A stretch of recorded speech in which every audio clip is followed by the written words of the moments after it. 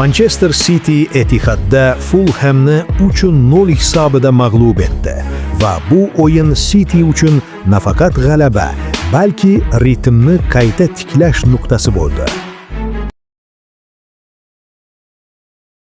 Assalomu alaykum. Bugun Manchester City'ning Fulhamga qarshi bo'lib o'tgan o'yini tafsilotlari bilan tanishamiz. Agar siz ham City hayotini yaqindan kuzatib boradigan muxlis bo'lsangiz, hoziroq videoga like bosing va kanalga obuna bo'ling. Bu bahs Premier Lig doirasida Etihad stadionida o'tkazildi. Manchester City esa mashhur 4-3-3 sxemasida maydonga tushdi. Fulham esa raqibini 4-2-3-1 tizimida kutib oldi. Dastlabki daqiqalardan boshlab City nazoratni qo'lga oldi va aynan birinchi bo'limda 3 ta gol bilan o'yinni hal qildi. Ularning barchasi birinchi 45 daqiqada bo'lib o'tdi. 24-daqiqada Antoine Semenyo to'pni bo'sh zonadan topib hisobni ochdi. 30-daqiqada Nico O'Reilly yana gol urib City ustunligini mustahkamladi. 39-daqiqada esa Erling Haaland pastki burchakka aniq zarba yo'llab natijani 3-0 ga yetkazdi. Bu u uchun mavsumdagi yana bir muhim gol edi. 3-goldan so'ng City ritmi pastroq bo'ldi va ikkinchi bo'limda ham ustunlikni saqlab qoldi.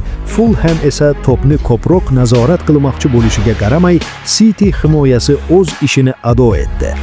Fulhamning eng yaqin xavfli urinishlaridan biri Harry Wilson tomonidan amalga oshirildi, lekin darvozabon Gianluigi Donnarumma uni to'xtata oldi. Abduqodir Husonov bu o'yinda asosiy tarkibda boshlamadi. U 60-daqiqada Mateus Nunes o'rniga maydonga tushdi.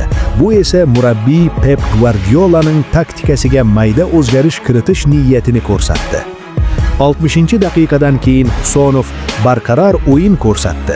To'pni toza olib chiqish va pressingni bosish vazifalarida ishonchli edi. Statistikaga qaraydigan bo'lsak, City o'yinning boshidan boshlab nazoratni qo'lga olishga intildi va birinchi bo'limdagi 3 ta gol bu yondashuvning samarasi bo'ldi. 3-golgacha bo'lgan vaziyatlarda City o'yin tempini boshqarib, raqibni qattiq press bilan chalg'itdi. Manchester City bu g'alaba bilan Premier Lig poygasida ustunlikni saqlab qoldi va Arsenalga nisbatan bosimni oshirdi. Ayniqsa, xuddi shu bosimni yarim final oldidan ushlab turish jamoa uchun muhim edi. Fulham esa bu o'yinda kam imkoniyat yaratib, City'ning yuqori sinf hujum chizig'iga qarshi zaiflik ko'rsatdi. Oxirgi daqiqalarda City passiv o'ynadi va o'yindagi ritmni pasaytirdi. Lekin musobaqa maqsadlari nuqtai nazaridan bu g'alaba juda muhim bo'ldi, chunki City yuqori pog'onada qolishni davom etmoqda. Savol: sizningcha bu g'alaba Manchester City'ni poyg'ada yana ustun pozitsiyaga olib chiqadimi, yoki hali ham Arsenal va boshqa raqobatchilar bilan kurash davom etadimi?